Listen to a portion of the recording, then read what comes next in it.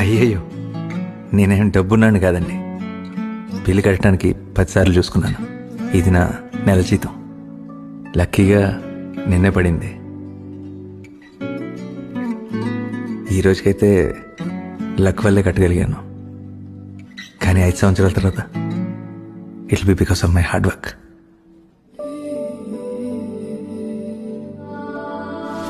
Ma'am, Coonoor నుంచి ఇక్కడికి 1200 కిలోమీటర్ల దూరం. 2 ట్రైన్లు, 1 బస్సు, 3 ఆటోలు మారితే ఇక్కడికి వచ్చాను. రేపన్న రోజు గంటలోనే వచ్చేయచ్చు. ఈరోజు ఇప్పుడు ఇక్కడ కట్టిన నా నెల జీతం